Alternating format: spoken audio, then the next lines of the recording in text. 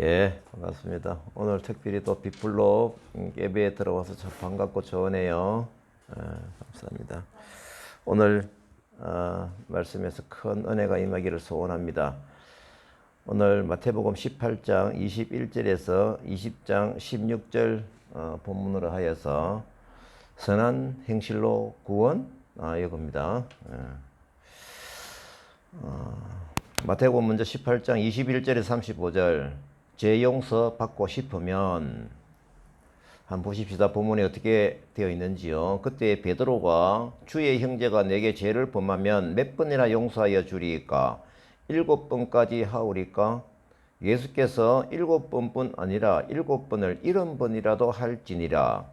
천국은 그 종들과 결산하라 하던 어떤 임금과 같으니 결산할 때에 10,000달란트 빚진 자 하나를 데려오매 주인이 명하여 그 몸과 아내와 자식들과 그 모든 소유를 다 팔아 갚게 하라 하니 그 종이 참으소서 다 갚으리이다.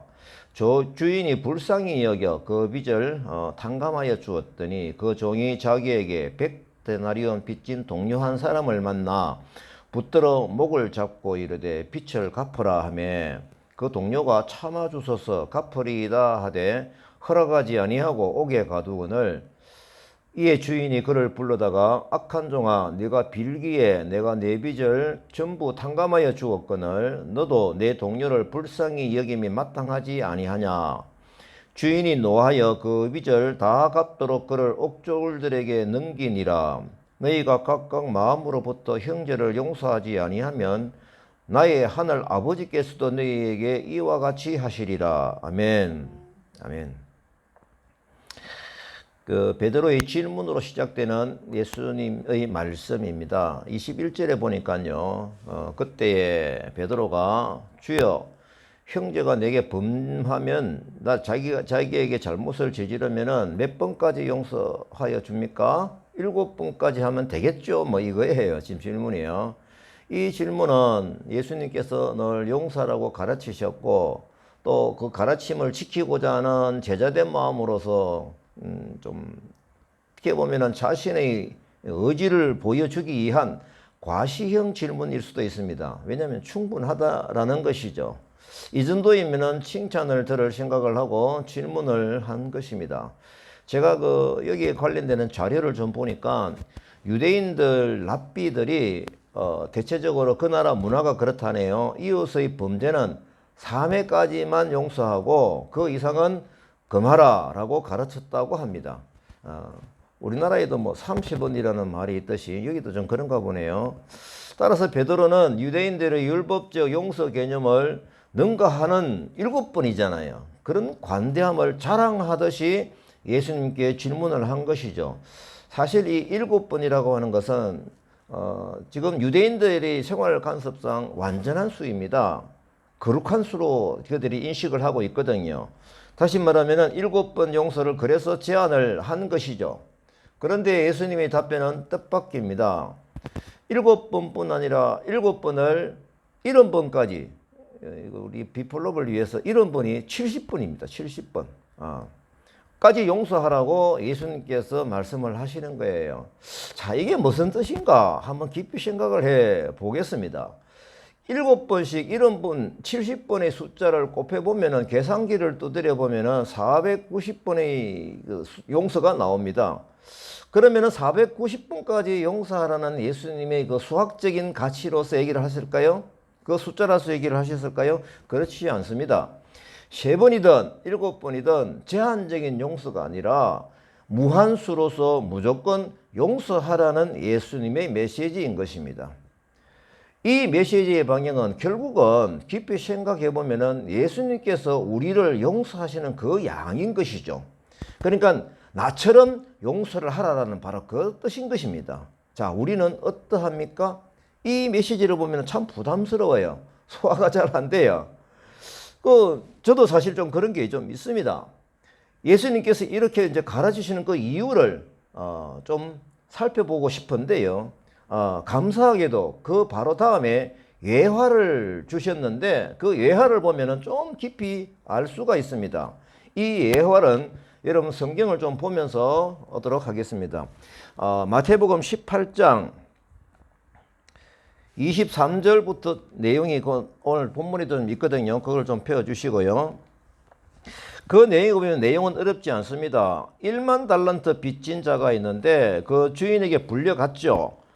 그 빚을 갚아라 라고 하니까 이 종이 참아 주십시오. 내가 다 갚겠습니다 하거든요.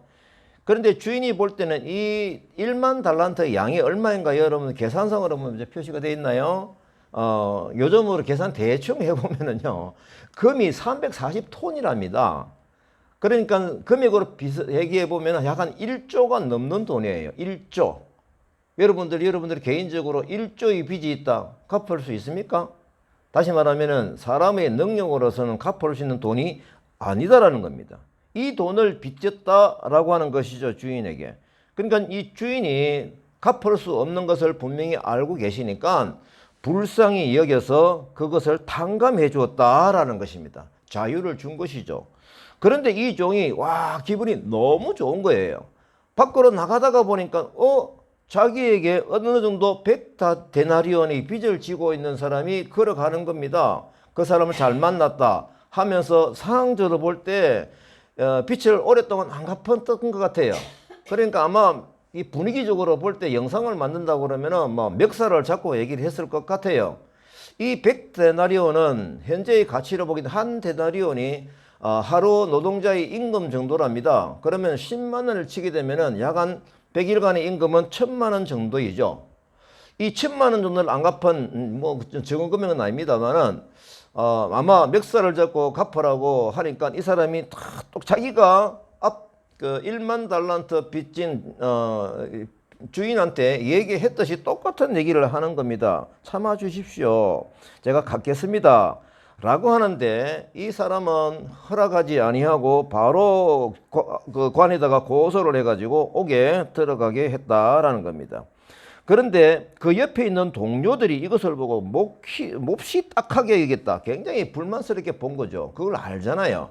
그래서 그 주인에게 탕감해준 그 주인에게 이 사람을 고발을 다시 하는 겁니다. 이러이러했다라고 하니까 주인이 그 사람을 다시 불러가가 악한 종아, 너가 빌기에 내가 내 빚을 전부 탕감하여 주었거늘 너도 내 동료를 불쌍히 여김이 마땅하지 아니하냐 하면서 그 빚을 다 갚도록 옥절에 넘겼다. 그래서 이렇게 말씀하시고 35절 말씀은 제가 읽겠습니다. 너희가 각각 마음으로부터 형제를 용서하지 아니하면 너희 하늘 아버지께서도 너희에게 이와 같이 하시리라. 제가 보니까 오늘 읽으면서 느껴지는 게 마음으로 형제를 용서하라. 이 말씀이 있네요. 결국 이 말씀의 뜻은 앞에서 우리가 말씀하실 때 7번씩 70번을 용서하라는 예수님의 방법하고 연결을 해 보는 것이죠. 자, 이 액수는 하나님 앞에서 인간이 가지고 있는 죄의 양하고 같은 겁니다. 다시 말하면 1만 달란트, 그 많은 돈 도저히 갚을 수가 없는 돈이죠. 다시 말하면 용서받을 수 있는 금액이 아니라는 겁니다. 우리가 가지고 있는 큰 죄악을 상징하는 그 양인 것입니다. 이것을 알아야 됩니다.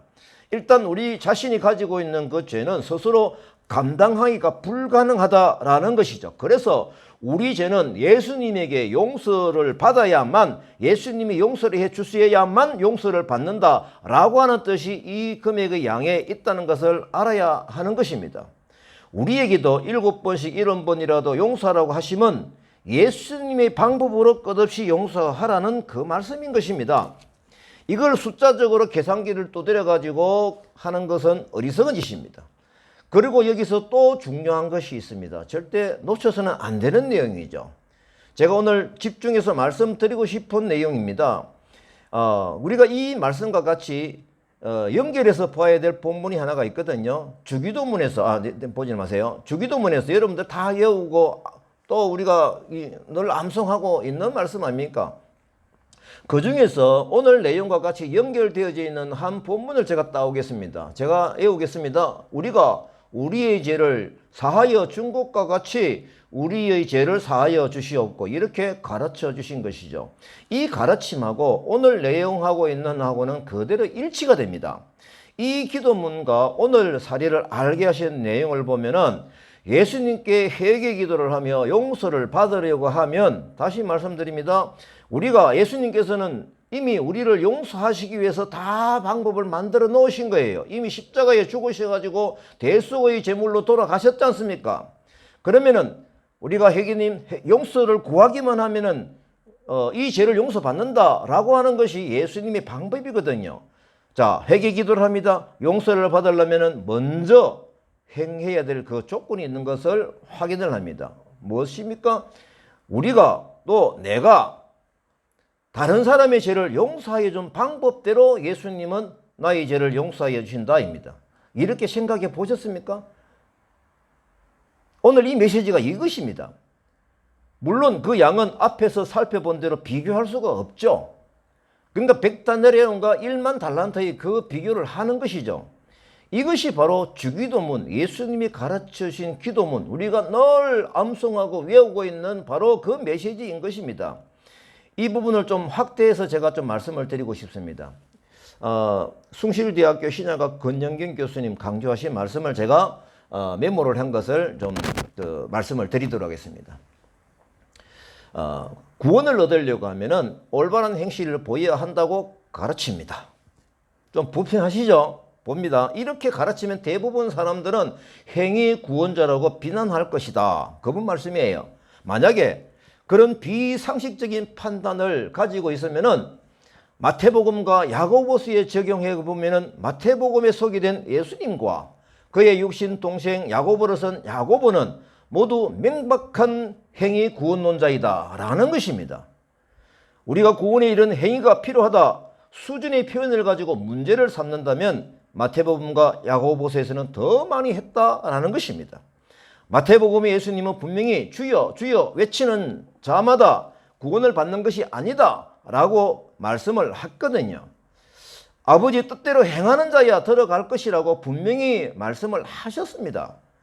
주기도문의 논리까지도 뒤집어버리는 그런 것이 바로 뭐냐? 행위 구원론자들이 잘못 알고 있는 내용이다 라고 하는 것입니다.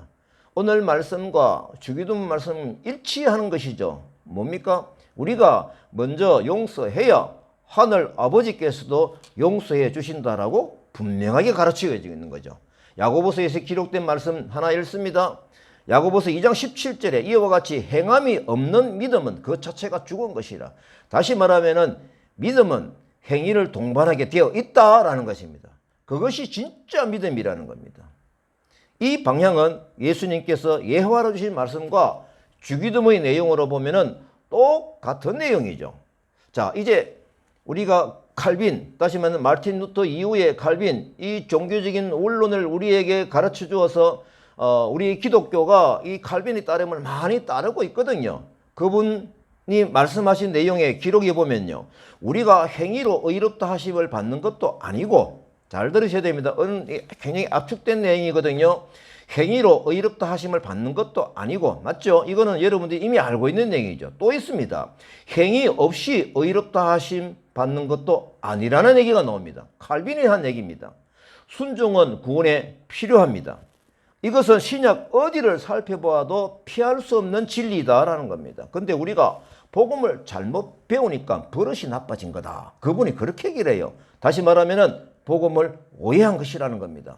이제 다음 말씀을 행위로 인하여 구원을 받는다라는 잘못 생각을 할까 해서 주신 말씀이 있는데, 제가 최근에 여기에 관련된 영상을 하나 보다가 이거구나 라고 해서 오늘 여러분들에게 설교 시간에 1분 정도입니다. 제가 틀도록 하겠습니다. 헬리는 믿기만 하면 순종하지 않아도 순종의 열매를 맺지 않아도 구원받는다는 생각을 다분히 고했습니다. 구원은 믿음으로만 얻는 것이다. 행함은 구원에 관계된 것이 아니라 상급에 관계된 것이다. 우리가 앞부분에 구원은 믿음으로 얻는 것이다. 맞죠? 행함은 상급에 관계된 것이다. 이건요. 이것이 왜 그럴듯한 거짓말인지 설명했어요. 첫째, 성경은 단 한 번도 믿음과 행함을 분리한 적이 없다.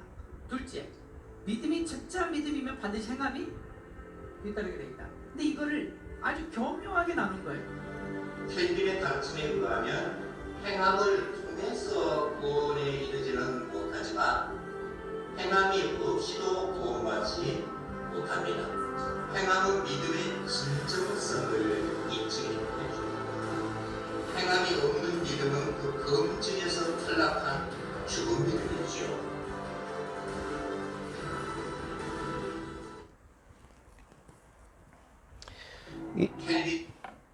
이제 예수님은 영생하는 믿음에 따른 실천을 어떻게 알려주시는지 그 다음 말씀에 나옵니다. 마태복음 19장 16절에서 22절 말씀입니다. 제가 제목을 오늘 설교의 제목으로 했습니다. 선한 행실로 구원, 이겁니다.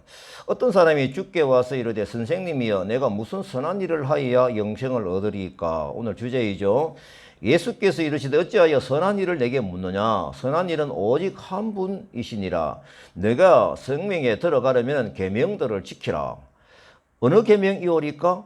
예수께서 이르시되 살인하지 말라, 간음하지 말라, 도둑질하지 말라, 거짓 증언하지 말라, 내 부모를 공경하라, 내 이웃을 내 자신과 같이 사랑하라 하신 것이니라.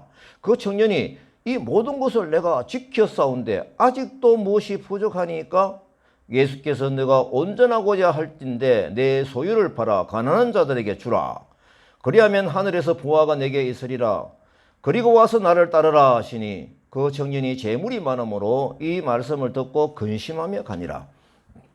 이 말씀을 보면은 돈 많은 부자들은 참 불편해요.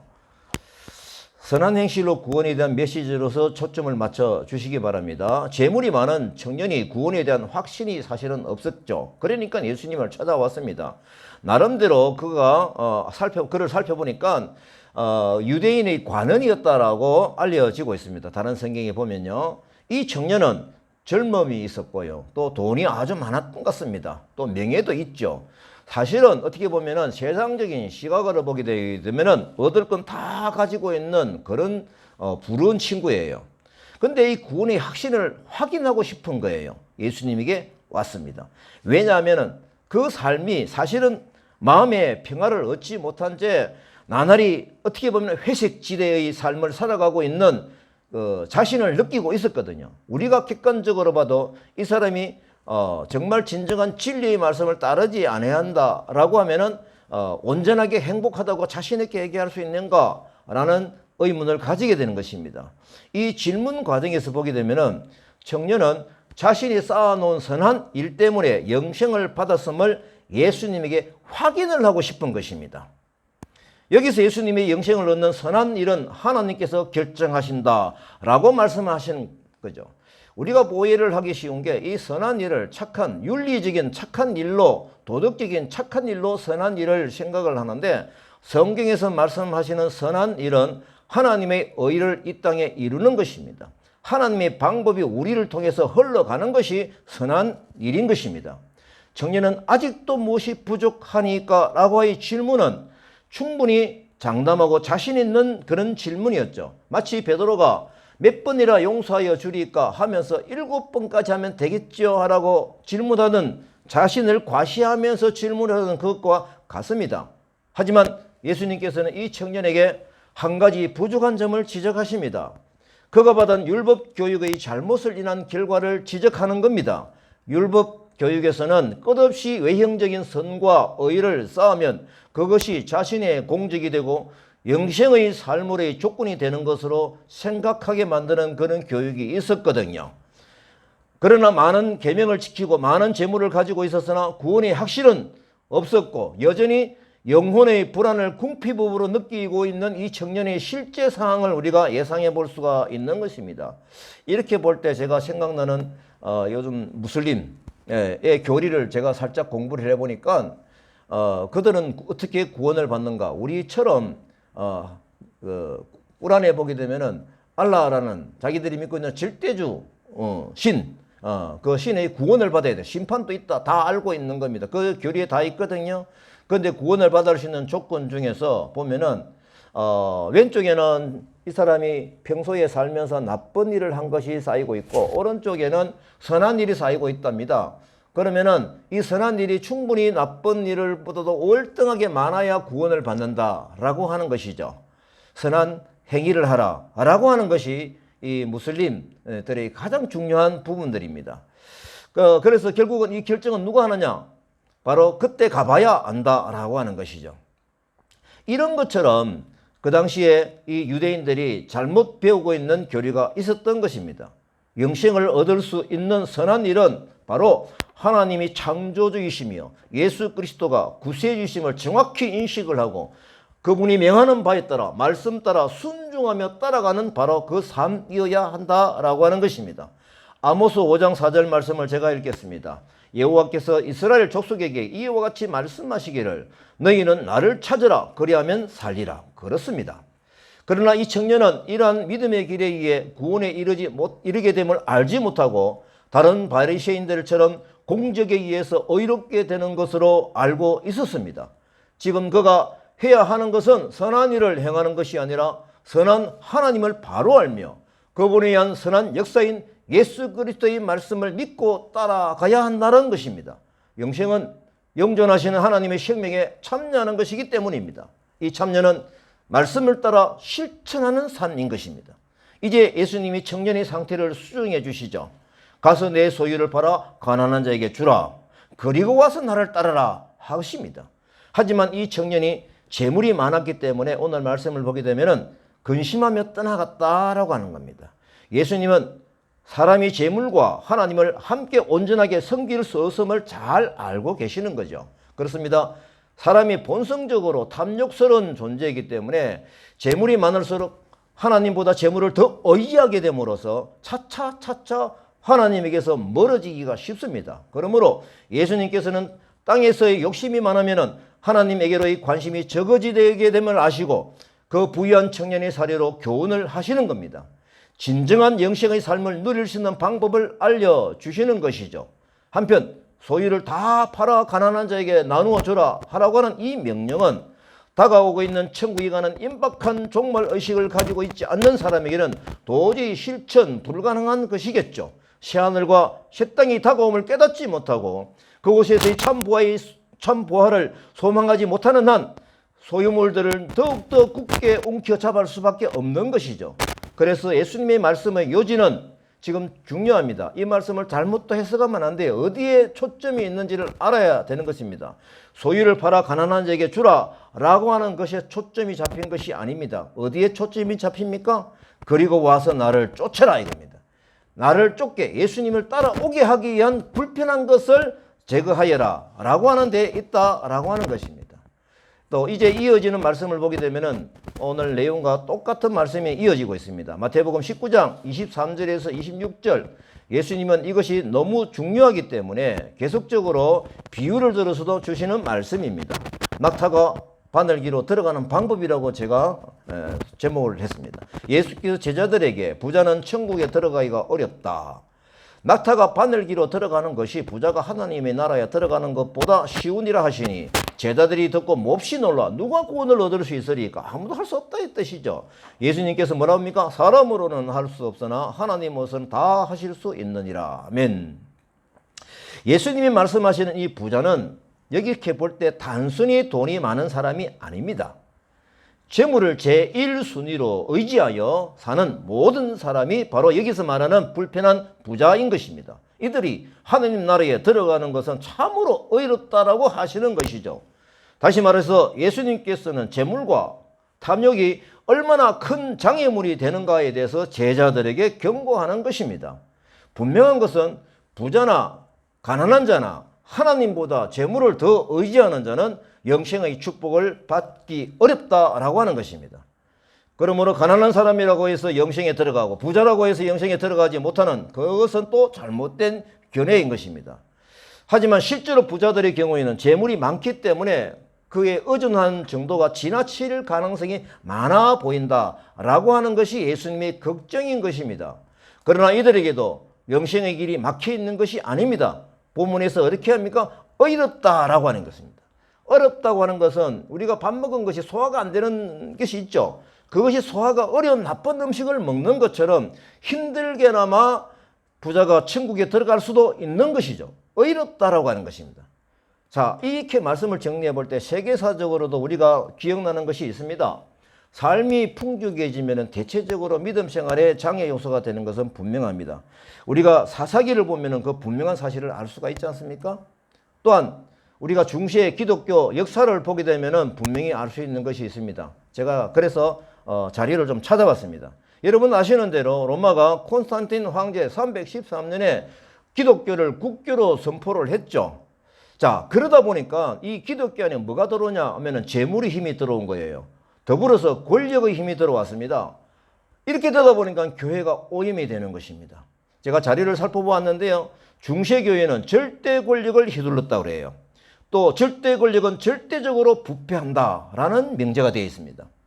콘스탄틴 황제 국교서는 이후에 성직생활을 대표하는 단어는 뇌물수수, 이미지가 그렇다는 거예요. 성직매매, 재물광요, 이겁니다.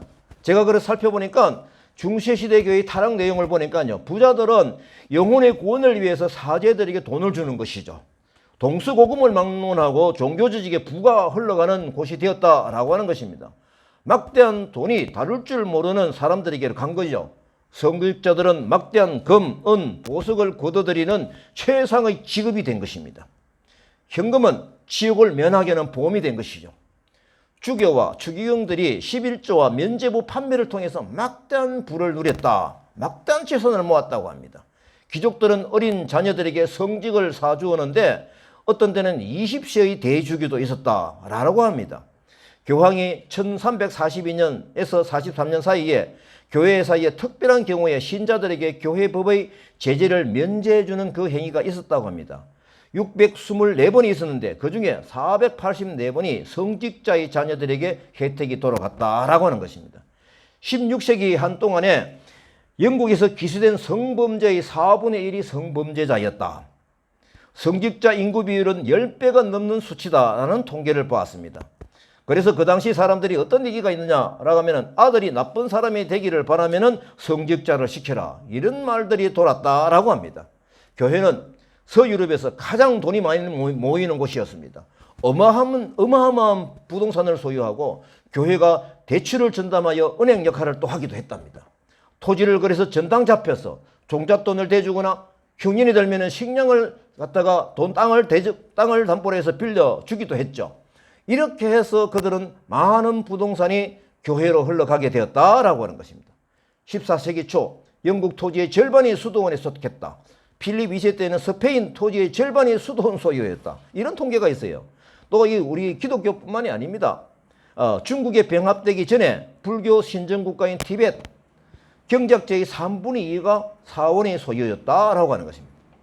교황청은 십자군 원정 분담금, 교회의 재산, 11조 헌금, 교황에게 별도로 바치는 현금 수입 등으로 수백 년 동안 호사를 누렸다라고 하는 자료가 있습니다.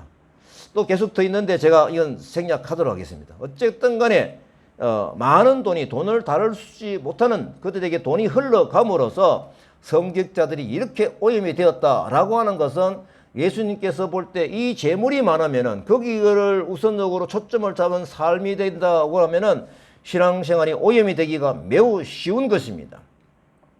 자, 이제 그러면 가진 자, 또 먼저 된 자가 품어야 될 영성은 어떤 영성입니까? 마태복음 20장 1절부터 16절 말씀입니다.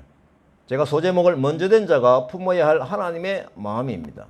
천국은 마치 품꾼을 얻어 포도원에 들여보내려고 이른 아침에 나간 집주인과 같으니 그가 하루 한 데나리온씩 품꾼들과 약속하여 포도원에 들여보내고 제3시에 나가보니 장터에 놀고 있는 사람들이 또 있는지라 너희도 포도원에 들어가라. 제6시와 제9시에 또 나가 그와 같이 하고 제11시에도 나가보니 서 있는 사람들이 또 있는지라 이르되 너희는 어찌하여 종일토록 놀고 서 있느냐 너희도 포도원에 들어가라 하니라. 저물매 포도원 주인이 청지기에게 나중 온 자로부터 시작하여 먼저 온 자까지 삭을 주라 하니 제11시에 들어온 자들이 와서 한 데나리온씩 받거늘 먼저 온 자가 와서 더 받을 줄 알았더니 그들도 한 데나리온씩 받은지라. 받은 후 집주인을 원망하여 나중에 온 사람들은 1시간밖에 일하지 아니하였거늘 그들을 종일 수고하여 더위에 견딘 우리와 같게 하였나이다. 주인이 너가 나와 한 데나리온의 약속을 하지 않았느냐? 나중에 온 이 사람들에게 너와 같이 주는 것이 내 뜻이니라. 내 것을 가지고 내 뜻대로 할 것이 아니냐? 이와 같이 나중된 자로서 먼저 된 자로서 나중되리라. 아멘. 선풍기 좀 켜주세요. 자, 천국의 뜻, 하나님의 마음 정확하게 알려주시고자 포도원의 품꼴을 비유로 주신 것이죠. 이 포도원은 천국에 비유하는 것입니다. 포도원 주인은 한 데나리온씩 임금을 약속하고 아침 9시부터 일하게 했죠. 계속 일꾼을 부르러 다닙니다. 12시에 부르기도 하고요. 15시에 부르기도 하고 17시에 부르기도 하고 아마 1시간 일한 사람이 17시에 온 사람인 걸 보니까 18시에 일이 마쳐지게 된 것 같아요. 자, 이들 모두 다의 공통점은 무엇입니까? 일할 곳이 없어서 놀고 있는 사람들이었죠. 또 주인이 이 포도원 일꾼을 고용한 것은 일량이 절실하니까 이들을 부른 것이 아닙니다. 그냥 초점이 놀고 있으니까 여기 와서 일을 하라라고 기회를 준 것이죠. 그들에게 복을 받을 수 있는 기회를 주었다라고 하는 것입니다. 이것이 바로 하나님의 방법이고 하나님의 은혜인 것입니다. 오늘 예하로 주신 하나님의 말씀은 심판 때까지 천국 문은 활짝 열려 있다는 그 뜻도 여기에 포함이 되어 있는 것입니다. 다시 말하면 한 마리의 양을 찾기 위해서 끝까지 찾아다니시는 예수님의 사랑이 여기에 들어있다라고 하는 것입니다. 그리고 두 번째 우리가 받아야 될 메시지는 어떠한 것입니까? 근무 시간과 상관없이 모든 일꾼에게 똑같이 한 데나리온씩 주시는 하나님의 뜻이 여기에 있다라고 하는 것입니다. 그러다 보니 일을 많이 한 사람은 자연스럽게 항의를 하게 되죠. 10절부터 13절 말씀 보십니다. 먼저 온 자들이 더 받을 줄 알았죠. 1시간 일한 사람이 한 데나리온 받으니까 8시간 일한 사람은요. 적어도 8데나리온을 받겠죠. 이렇게 생각했는데 자기에게도 똑같이 한 데나리온을 주시면서 주시는 거예요. 그래서 이 사람이 항의를 하니까 주인이 하는 얘기가 뭡니까? 나중에 온 이 사람들에게 너와 같이 주는 것이 내 뜻이다 라고 하는 겁니다. 주인이신 하나님이 똑같이 나누어 주는 것이 하나님의 뜻입니다. 이 약속한 한 데나리온의 가치는 뭡니까? 바로 우리를 구원해 주시는 구원의 역사인 것이죠. 천국의 가치인 것입니다. 이 하나만으로도 충분하고 온전한 가치가 있다라고 하는 것입니다. 그리고 한 가지 더 있습니다. 나중된 자로서 먼저 된 자고 먼저 된 자로서 나중되리라. 그 메시지를 주셨는데 이 말씀이 포도원 품꾼 비유의 키워드인 것입니다. 천국 노동에 선참했다고 해서 이 노동을 독점하게 되는 것처럼 교만해서는 안 되는 것입니다. 이는 예수님의 죽으심을 예고하는 자리에서 서로 높은 자리에 차지하려고 하는 제자들의 동상이몽적인 다툼하고 똑같은 것이죠. 더불어 자신들은 이미 그 나라, 즉 하나님의 나라에 도달했다고 믿는 바리새인과 서기관 등 또 유대 교권주의자들, 그들에게도 경고하는 말씀이기도 하는 것입니다. 이들은 중세 기독교 역사 안에서 권력의 힘으로 돈을 만진 종교 지도자의 모습이 될 수가 있다라고 하는 것입니다. 예수님은 지금 다카교회에 천국의 선물을 가져갈 사람들을 계속해서 찾으시는 마음을 주십니다. 우리는 열심히 찾아다니며 천국에 갈 수 있도록 하자라고 하는 것이 매주 토요일마다 전도를 하고 있는 것입니다. 어제도 우리 부산에서 새로운 또 2명의 친구가 와가지고 같이 기도하며 전도를 배우고 또 나가서 그들에게 외국인 근로자들 대상으로 복음을 전한 것입니다. 매주 이렇게 하게 될 것입니다. 우리들에게 이런 사명을 주셨고 또 볼 수 있는 눈을 주셨사오니 우리가 먼저 된 자로서 그들에게 똑같이 나누어 가질 수 있는 그 복음의 가치, 그것을 나누는 것이 바로 하나님의 뜻인 것입니다.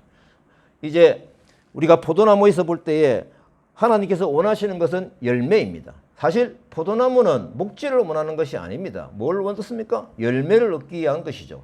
그러면 하나님 보실 때 그 열매는 무엇일까요? 나중된 자 1시간이라도 일을 하게 해서 천국 문을 활짝 열어놓고 그들을 데려오라 라고 하는 것이 바로 하나님의 뜻인 겁니다. 먼저 된 자로서 하나님께서 영적 열매를 얻으시려고 하는 그런 하나님의 뜻을 품고 그 사랑을 가지고 우리가 열심히 찾아다니도록 하십시다. 아멘입니까? 예. 이제 코로나 위협이 계속 지속되고 있지 않습니까?